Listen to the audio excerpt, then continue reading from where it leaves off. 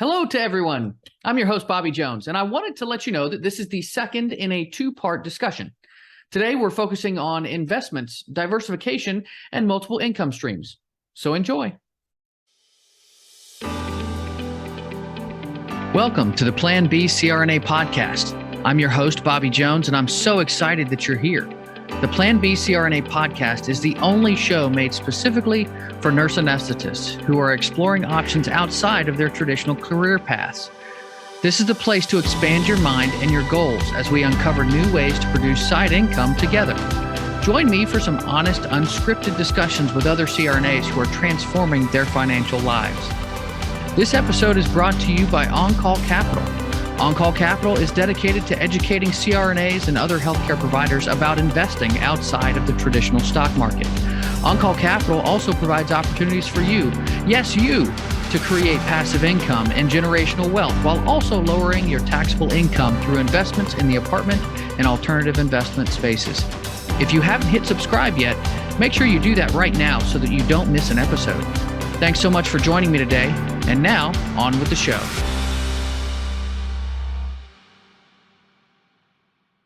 If you would, just share with us a little bit about your experience with various investments. What's that journey look like for you over the last few years? Well, I started out back in college with a suggestion from a family friend to make some sort of investment. And it came and went, and I forgot about it. And then I knew, actually, there was a student above me or below me in my training program who had a good bit of Bitcoin, right? And I had known what Bitcoin was, and just like I had known what traditional stock investments were, and I had researched companies when I was in high school that were interesting. So I always knew I wanted to do something like that. And it wasn't until time went on that I realized that everyone needs to find a place to put their economic energy, and everyone needs a retirement, and you can't work forever, nor would you want to, I think, if you're sane. So in the last 5 years, once I started getting a paycheck, I just went ahead and kind of got my feet wet, dollar cost averaging, putting a certain amount in each month into various places. And because it was sort of a passion of mine, and because I like that bit of control, I didn't want to just hand it over to any one entity or any one plan of investing, right? Like, I hear from a lot of the anesthesiologists that I work with, I just buy ETFs, right? Mm-hmm. And that's what they do. And that may work for some people, but I just don't believe it. It doesn't fit in line with my ethos of what money is. So in the last 5 years, I've branched out into stocks, options.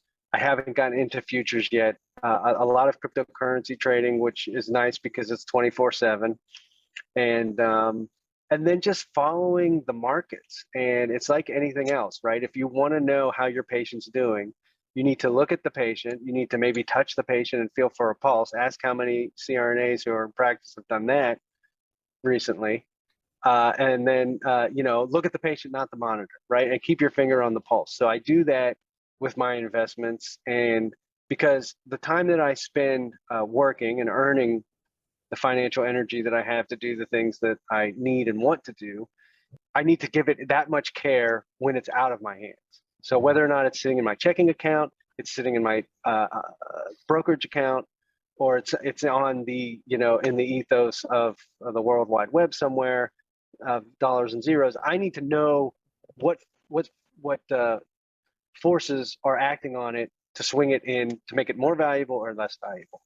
And so that has gotten me to spend a lot of my time following the markets, following economic news, listening to geopolitical strategists, trying to keep my head outside of the box so that I can see things coming that may be good for me. And so then I put myself on the 5-year plan, right? Thinking if you have 20 years of investing, the first 5 years can be aggressive because you can still lose that money, whatever you were to put in. And then you still have 15 years to kind of earn and put money in. And then you can't do that on the 15th year, right? You don't want to go for risky investments when you're 5 years out of retirement and lose money that you won't have time to recoup. So that's where I'm at right now, ending my 5th year of aggressive portfolio management. Okay. Well, and you mentioned that earning to invest, and you're using your job to make money so that you can invest it, and which is what most people do. But you're about to make the switch to the 1099 world in a few weeks. So how do you anticipate that that's going to affect your ability to invest? Yeah, it's such a great thing when you're able to do it, because you becoming a business owner, which is basically just a bunch of pieces of paper with your name on it, submitted to various government agencies that say you're now authorized to do certain things. So one of the easiest things is that your ability to invest into your defined benefit plan or your solo 401k has just gone up significantly. Tens of thousands of dollars more that you can put away for later. Now, for one, I can't give financial advice, but personally, I don't want to let my money sit till I'm 62, right? So those vehicles become available to you. But the thing that's important to me is that the upfront tax savings that you get when you're using a pass-through entity, such as an LLC or an S corp, and working as a 1099 employee, and then so the money coming in that's available to you now is more than it would be if you were a W-2, and then you get to pick and choose your compensation plan. Right. So if you're single and you want the worst insurance possible because you're healthy, and you could maybe buy a catastrophic plan, for a bicycle accident, then you don't have to buy into the group plan that's maybe $500 a month or $1,000 a month or whatever it may be. So I think that's the most attractive thing, and that's the secondary motivator to doing this. And I mentioned to you before about the time. So as the business owner, as a 1099 employee, you making the schedule, and no one is really necessarily telling you when you can and cannot do something, and that is invaluable in terms of economic energy. Cool. Well, let's talk about diversification a bit, because you mentioned you got your hand in several different pots there. So how is your portfolio currently diversified across, different types of investments and sectors of investment? Well, I can't start off without saying something about real money, which I believe is gold and silver. And if people don't know, Mike Maloney has been in the game for a long time. And there are different people out there that have always been like brokers and dealers. But Mike has a nice long series on YouTube that you can watch about what is money, and going back throughout history, that sound money has always been physical precious metals. Obviously, there's shells and food and certain things, but as a medium of exchange, I like to have some physical gold and silver, not the silver quarter that's made of zinc and copper in your pocket, but 99% pure silver. And so that always is just an insurance policy on a fiat collapse, which may or may not ever happen, but you don't want to be running to the pawn shop when everyone else is. Long-term investments have to pay you dividends, right? And I think you've probably talked about that many, many times in the past. But it's also difficult to get a nice dividend payment that you're not necessarily reinvesting, that's providing you with other opportunities, unless you have a significant amount of capital to put away. So it's hard to own 1,000 shares of Coca-Cola, right? It's a $50,000 investment. But those are things that I have a goal for. And so with my aggressive strategy, what I've done is look at things that have growth potential, junior miners and different sectors that I'm willing to lose, right? So you can't invest anything that you're not willing to lose. And then more recently, options trading, almost even day trading, different cryptos and options to fulfill that investment turnover, that aggressive turnover. But now, it's not for everyone, because it's a significant amount of learning to do it effectively. And it also takes a lot of time, because you need to actively manage it, right? And some people just want to, watch Netflix or do different activities. But yeah, the good thing about this job is there's downtime and there's time to do what you wish. And so if you're interested in increasing your economic energy for later or for now, then you do that. So options, stocks that I hold, stocks that I know that I want to buy, and just wait for them to be cheap. So as Warren Buffett says, buy low, sell high. Obviously, there are implications to that, but it's funny. Someone I work with was asking me, "Hey, should I buy Ethereum right now?" And it was trading at $4,500. It's all-time high, and I said, "No, you should most certainly not buy it because it's so expensive." And now it's trading at around $1,000. So simple things like that. And this is patience, right? yeah, So yeah. you're just buying things on sale and selling them when they're, for whatever reason, higher priced. And I believe mostly in the greater fool theory. If you study different ways that companies earn money and how they have value, because that's why I go back to gold and silver, because in a big calamity, I don't think I could send you my paper shares of junior lithium miners. There wouldn't be any use to you. Yeah, probably not. Probably not. Well, but speaking of, controlling shares, I mean, I in general love the idea behind options investing. And I did a rabbit hole on the episode, or on the subject, for an episode, I believe it was episode 32. But I was wondering, what your approach is to trading options, because you can have different strategies where you're just basically protecting your current investments in stocks, or you're actually using strategies that allow you to, basically produce income while controlling contracts. So I was wondering what your take is on options investing and how you approach it.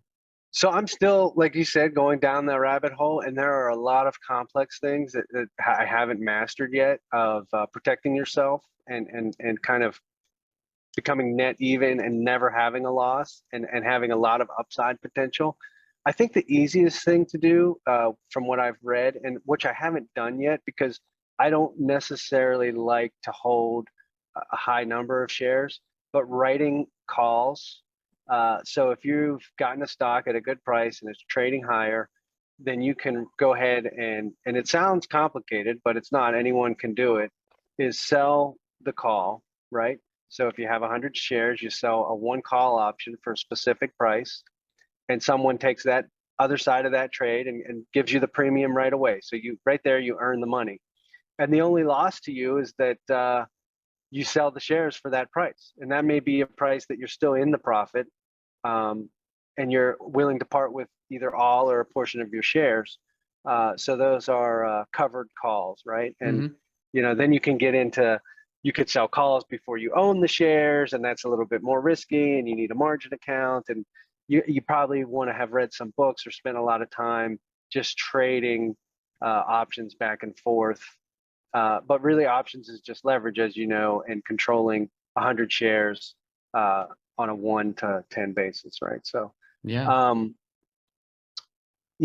think my initial strategy was, I will buy this option for 100 days out, and I'll get it for a cheaper price than I was going to pay for it anyway. And I'll pay the premium up front and just wait. And hopefully I'll save some money. And that's a good way to do it if you're definitely going to buy the stock anyway.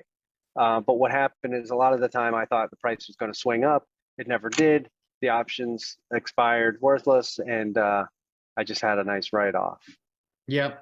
Yeah. Well, and that's, I think that's why when you're talking about actually producing income from options trading, writing options is definitely the way to do it. And so but it is, there's a place for both types of strategies depending on what your portfolio is and what it needs. But now I do want to move on to the biggie here.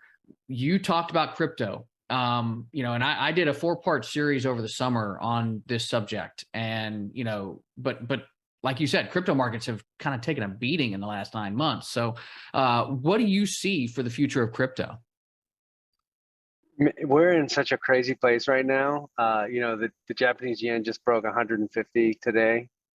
which is really bad for the Japanese economy and folks that all over the world that want to have a currency that's going bad, and they need to convert it to US dollars, right? So their purchasing power is going down. And there's so many different avenues that folks can explore about what that means and what that looks like in the next 5 to 10 to 15 years. But people ask me what's so good about Bitcoin, and it's the strength of the network, right? It's the computing power behind what people believe in. So there's no difference in a US dollar than a Canadian dollar. None of these fiat currencies are backed by anything real as of today, and it's just the belief, right? So if everyone believes that those aren't good anymore, and all of a sudden they believe that one of these internet money things is more valuable, then you're probably safe to have some of it. And then the other problem is it's speculation. So the yen, all these other currencies are breaking more so because of speculation and less so because of printing, in my opinion, from what I've been able to read about and listen to about. And so when people speculated that Bitcoin was worth $69,000, there was someone paying $69,000 for it. It wasn't everyone selling it at $69,000. So learning how the psychology of the human works and buying and selling at different prices is there's thousands of books on just that subject. So ultimately, I think as a speculative thing, any kind of cryptocurrency is a great thing to interest yourself in, but now there's 10,000 of them. So finding ones that have real utility, and then the problem becomes, well, now they're a security, right? And so are they going to be subject to US SEC regulations that kind of make them worthless because the company may go defunct, paying the fines that they're responsible for? Yeah. So, and then so you shift over to the utility. And if you ask the average person what they do or know about crypto, well, they probably don't have much utility in it. They may have bought and sold it on Coinbase or some other exchange, and they may have made some money here or there. But there are few that have utility to an endeavor, and so I look at them as stocks and companies that maybe Google wants to buy in the future, the technology behind what they've got, and so that would make it valuable. If it's trading for 7 zeros and a penny, or 0.7 zeros and a 1, for fractions of a penny. So I think folks really, if they don't know, they really have to start slow.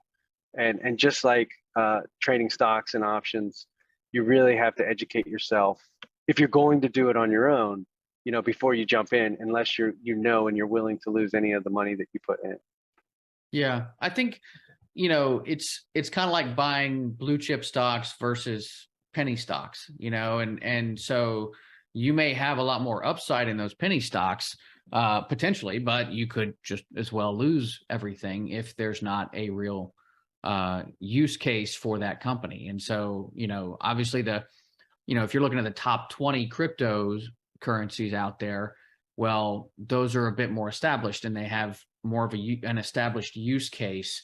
Doesn't mean you're completely safe. I mean, just like you can buy a blue chip stock, think about Sears, for instance. Sears is no longer with us. So it can happen to the biggest of the big, but for the most part, you can invest in some of these more blue chip cryptocurrencies for the long haul and probably expect a decent return, while mitigating some of that risk of the unknowns in the crypto markets. But yeah, I agree with you. It is more speculative at this point, at least for we just don't have some of that information that's just readily available, and so now it's like you can look up a company and you can look up a stock and find out all the information you want to know, and it's not always that way with cryptocurrency.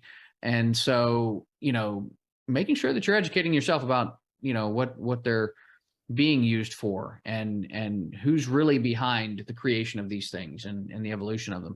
Yeah.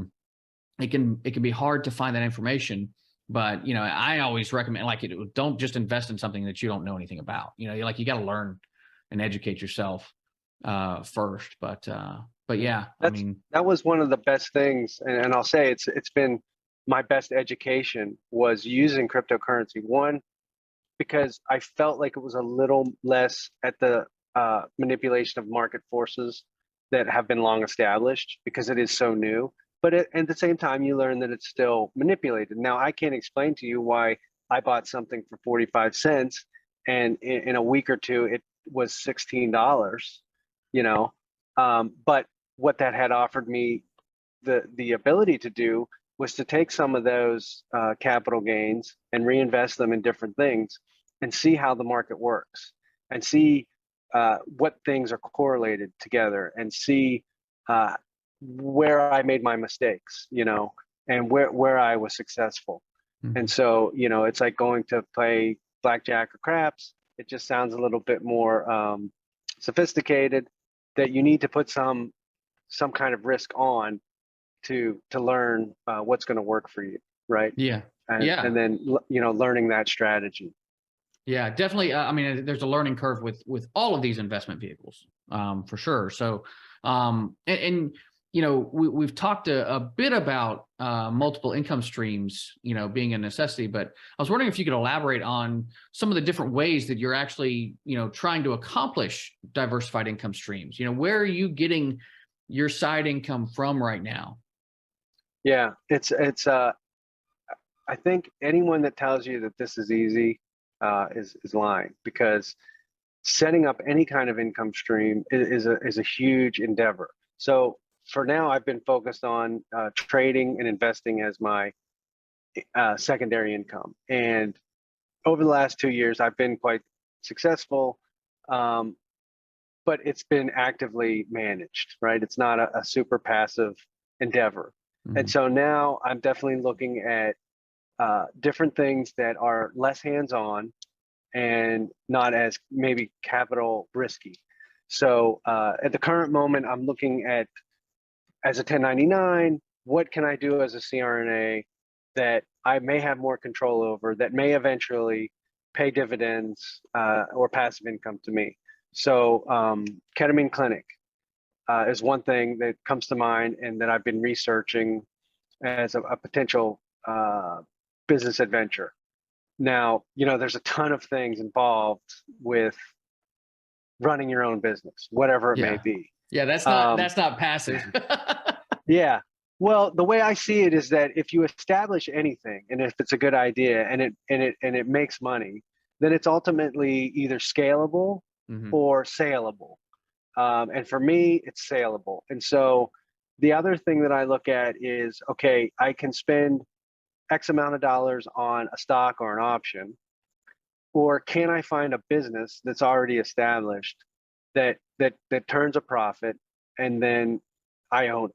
And I know you've done different podcasts with people about all those income streams. And I think it's just like you said, finding what you know and what you like, or finding an interest that makes sense for you. You don't want to buy investment property 5,000 or 1,000 miles away from your home, because that you have to manage, and your profit margin is going to be 5% because you're paying all these people to deal with it, right? So you just have to not necessarily stay local, but just find things that work for you. If you live in a small apartment like I do, you don't want to run a reselling business, because there's nowhere to keep the inventory that you need to ship out, right? And so just common sense on finding those income streams. But like, if they're, folks thinking that it's going to be easy, it's not. There's just so many fragmented things now that it's really hard to concentrate, your energy on a.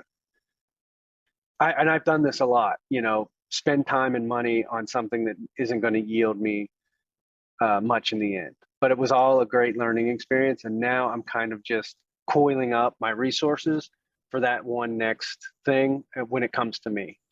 Yeah. I personally think buying valuable businesses that have growth potential, and then that, there are folks in that industry that's their full-time job, business acquisition and mergers and things like that. Yeah. So, no, I think that's, it's interesting because I mean, I look at my path and, part of the reason I started this show was because I had gone down so many of these different avenues and tried to see, okay, well, is this going to work for me? Is this going to work for me? And I think there's a lot of value in, just trying things out to a certain point. And, you might spend a little bit of money on it. You might get a little, spend money on education or giving it a shot or whatever. And, just exploring it a little bit more than just like, oh, I'm going to read an internet article, and right. Oh, they said this was easy, so I'm going to just do it now. But actually doing some real research and education, about the subject that you're going into. I mean, like speaking of the options investing, like I listened to the Option Alpha podcast for a good year and a half before I really started to make any moves on options trading. And so it's something that, you have to get comfortable with something sometimes before you move. You don't want to get into an analysis paralysis kind of thing, but you have to go down different avenues to kind of explore what it is that fits you the best.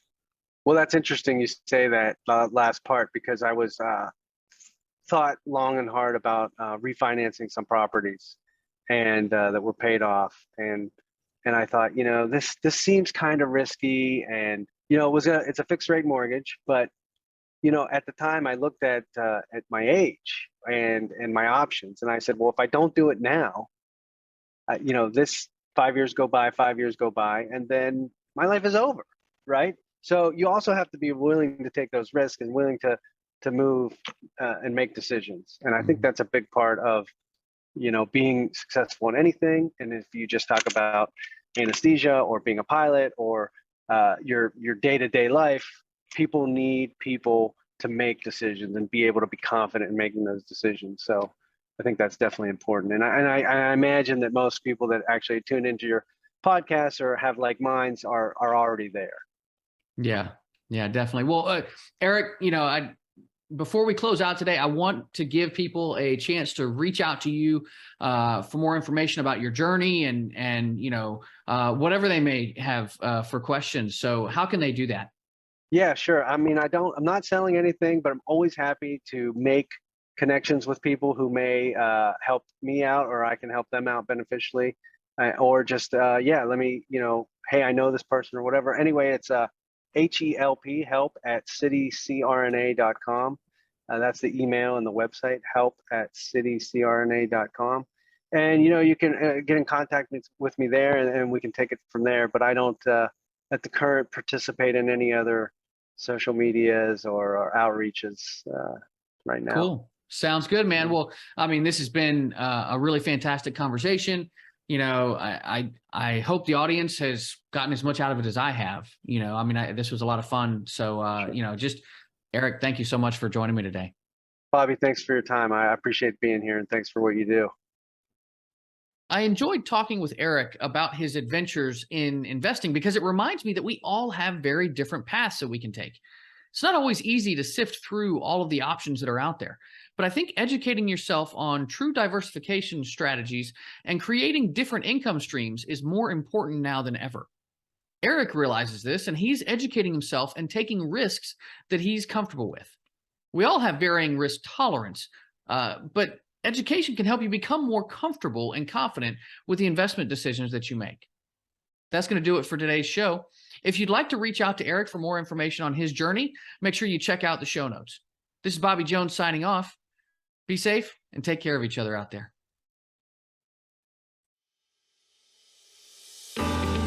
Thank you so much for joining me for another episode of the Plan B CRNA podcast. If you haven't already subscribed and reviewed the show, I'd be honored if you took the extra time. It really helps to expand our reach and get the word out about the show. If you're a CRNA who is interested in sharing your story on our podcast, I'd love to have you. Please email me at bobby@oncallinvestments.com for more information. This episode was brought to you by On-Call Capital. They are dedicated to helping providers like you develop passive income and generational wealth through investments in the apartment and alternative investment spaces. Feel free to check out their website at www.oncallinvestments.com and subscribe to their free educational email series. You can find On Call Capital on Facebook, Instagram, and Twitter. You can also check out our YouTube page, where you'll find all of the show episodes along with other educational videos. Thanks for listening, and we'll see you on the next episode.